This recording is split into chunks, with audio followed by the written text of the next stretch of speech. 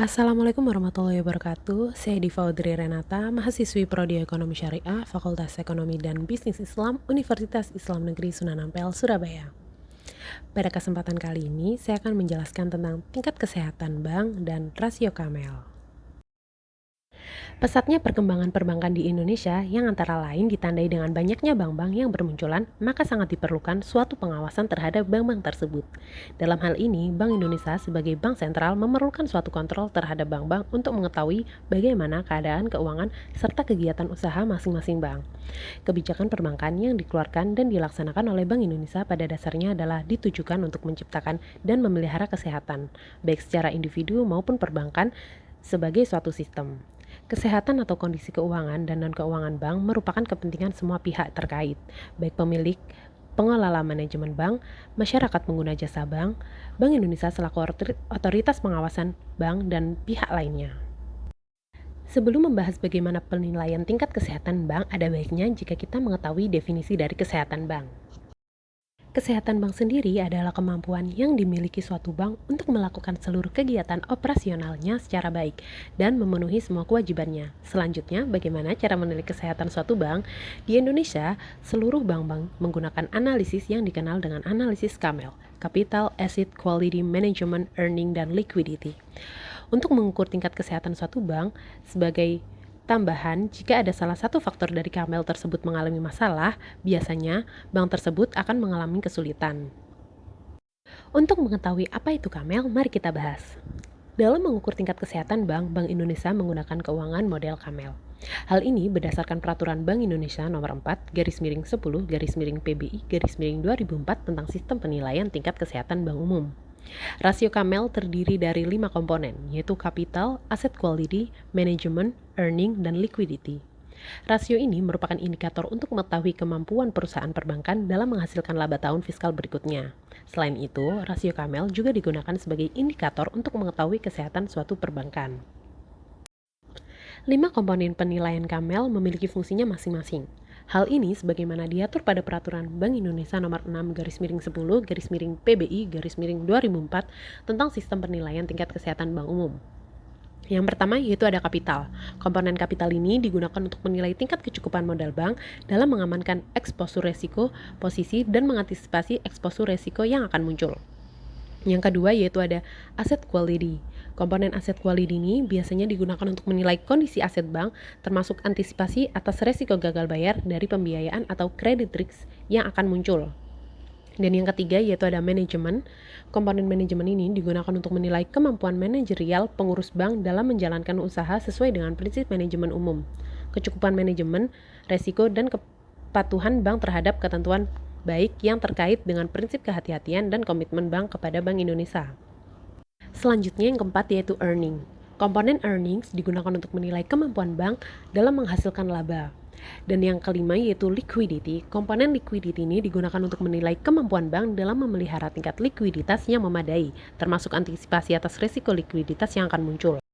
Selanjutnya ada pun sistem perhitungan Kamel yang nilainya dihitung dengan 7 indikator. Yang pertama yaitu CAR atau Capital Adequacy Ratio. CAR sendiri yaitu adalah rasio yang memperlihatkan seberapa besar jumlah seluruh aktiva lembaga keuangan yang mengandung resiko atau kredit, penyertaan, surat berharga, tagihan pada bank lain, yang ikut dibiayai dari modal sendiri di samping memperoleh dana-dana dari sumber di luar bank.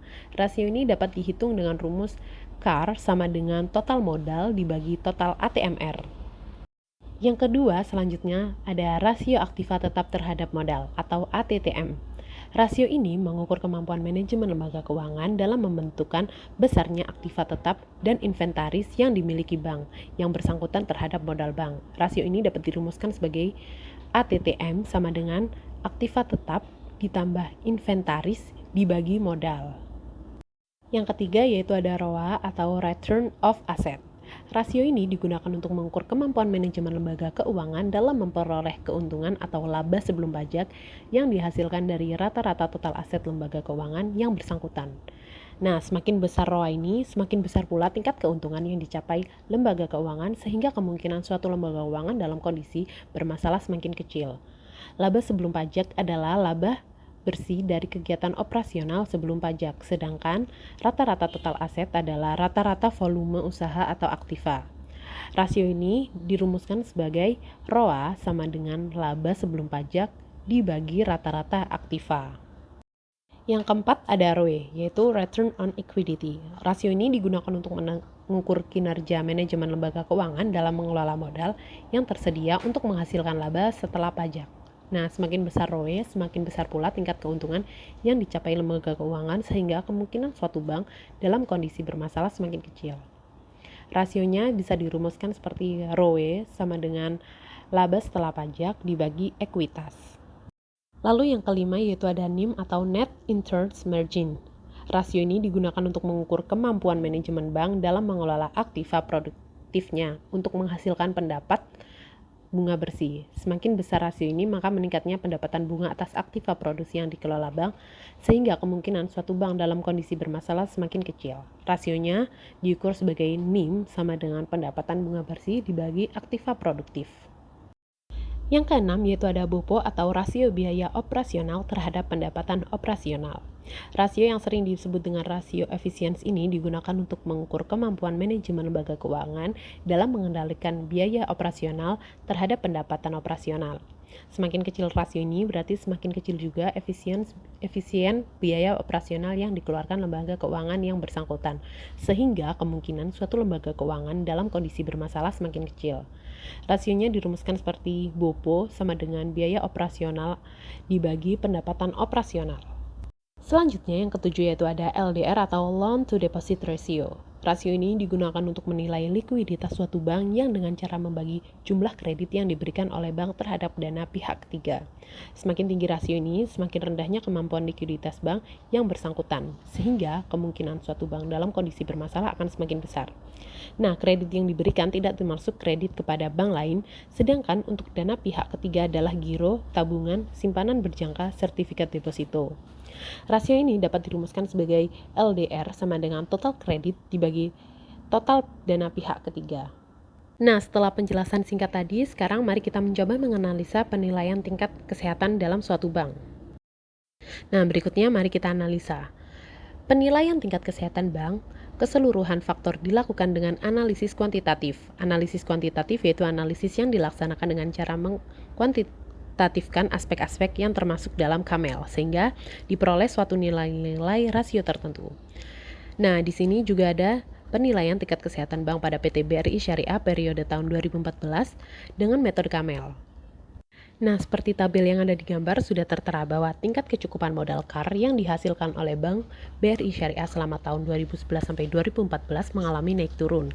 Jika didasarkan pada standar BI yaitu lebih besar daripada 12%, rasio KAR tahun 2011 pada peringkat pertama, tahun 2012 turun menjadi peringkat kedua, dan di tahun 2013 sampai 2014 kembali naik pada tingkat pertama. Selain itu, perolehan KAR BRI Syariah melampaui ketentuan kewajiban pemenuhan modal minimum atau KPMM yang ditetapkan oleh Bank Indonesia. Nah, tabel tersebut juga menunjukkan bahwa yang terjadi peningkatan rasio karena Bank BRI Syariah menyediakan kecukupan modal untuk dapat mengantisipasi kerugian atas 56 resiko yang ditimbulkan, terutama resiko kredit bermasalah NPL, di samping antisipasi terhadap resiko pasar akibat kerugian falas. Selama tahun 2011 sampai 2013, Bank BRI Syariah memiliki kualitas aset yang baik. Hal ini ditujukan oleh kinerja Bank BRI Syariah yang baik dalam mengendalikan jumlah PPAP dan rasio PPAP yang dihasilkan masih memenuhi standar aman Bank Indonesia, yaitu masih di atas PPAP lebih besar daripada 110%. Namun, rasio PPAP tahun 2014 mengalami penurunan ke peringkat 5, yaitu PPAP lebih kecil dari 95%. Sehingga kualitas aset tidak baik. Nah, Bank BRI Syariah mampu menghasilkan laba bersih yang baik karena meningkat pada tahun 2011 sampai 2013. Bank BRI Syariah mendapatkan laba operasional yang naik cukup signifikan sehingga mampu menghasilkan laba bersih secara maksimal. Namun, jika dilihat secara rasio pada tahun 2012 sampai 2013, rasio mengalami penurunan jika dibanding dengan tahun 2011. Namun, di tahun 2014 mengalami penurunan yang cukup signifikan. Laba bersih dan laba operasional menurun jauh dibanding dengan tahun sebelumnya, sehingga mengakibatkan penurunan rasio NPM. Bank BRI Syariah menghasilkan rasio ROA yang berubah-ubah dan cenderung tidak sehat. Ini dikarenakan laba yang diperoleh BRI Syariah sangat kecil jika dibandingkan dengan total aset yang dimiliki. Dan juga ini dilihat dari rasio 2011 berada pada peringkat 4 dan pada tahun 2012 dan tahun 2013 sedikit demi sedikit mengalami kenaikan kembali sehingga berada pada peringkat 3. Namun, pada tahun 2014 rasio mengalami penurunan sehingga kembali pada peringkat 4. Kondisi rasio BOPO Bank BRI Syariah pada tahun 2011, beban operasional selisih sedikit dibanding dengan pendapatan operasional, sehingga rasio BOPO yaitu BOPO lebih besar dari 97% atau dalam peringkat 5. Kenaikan pada beban operasional terutama disebabkan oleh peningkatan beban bunga, beban komisi, kerugian atas jumlah kredit yang diberikan MPL, kerugian atas penurunan nilai aset, peningkatan biaya administrasi, biaya promosi, dan biaya personalia. Nah, di tahun 2012 sampai 2013, Bank BRI Syariah mengalami kenaikan beban operasional yang cukup signifikan. Tetapi, Bank BRI Syariah mampu memperoleh pendapatan operasional yang menjolak tinggi, sehingga rasio BOPO yaitu BOPO lebih kecil daripada 94% atau pada peringkat pertama. Sedangkan di tahun 2014 beban operasional selisih sedikit dibanding dengan pendapatan operasional sehingga rasio BOPO menurun pada yaitu BOPO lebih besar daripada 97% atau peringkat 5. Secara umum, selama tahun 2011 sampai 2014 Bank BRI Syariah memiliki tingkat efisiensi yang kurang baik karena tidak mampu mempertahankan rasio BOPO sesuai dengan standar Bank Indonesia yaitu kurang dari 93,52%. Karena di tahun 2011 dan 2014 pada kondisi BOPO lebih besar daripada 95,92%.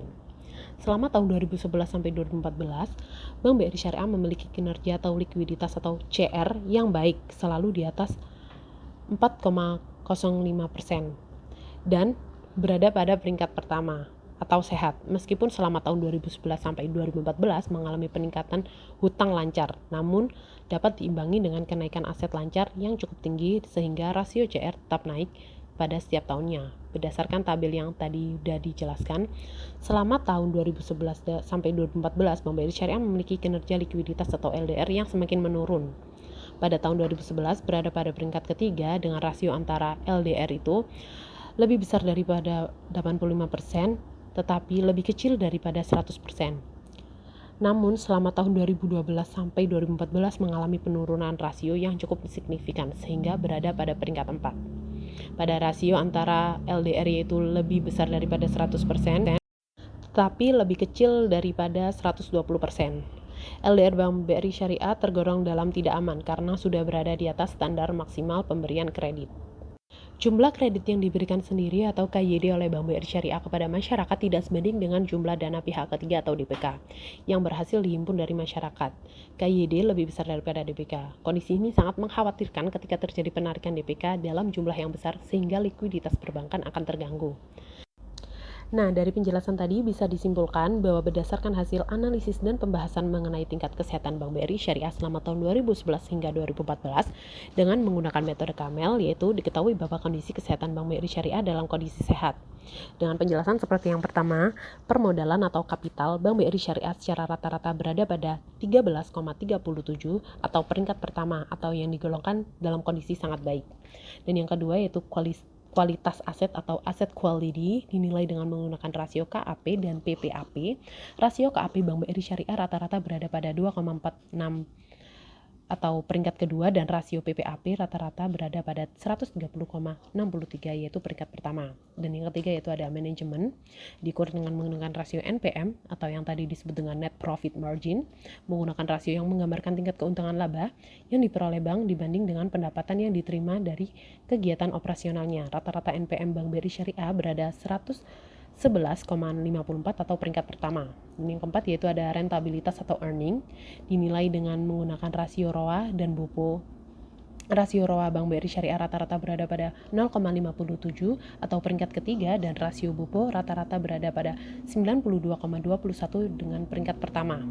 Dan yang terakhir yaitu likuiditas atau liquidity dinilai dengan menggunakan rasio CR dan LDR. Berdasarkan aspek-aspek likuiditas, bank tidak mempunyai kewajiban yang harus segera dibayar sehingga modal inti yang dimiliki bank menutupi pinjaman lainnya.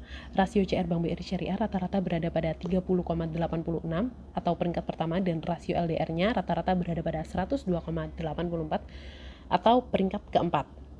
Nah, setelah kita tadi menganalisa, jadi kita juga bisa memberikan saran seperti yang pertama, yaitu bagi perusahaan bank BRI Syariah sebaiknya meningkatkan predikat dari yang cukup sehat menjadi sehat.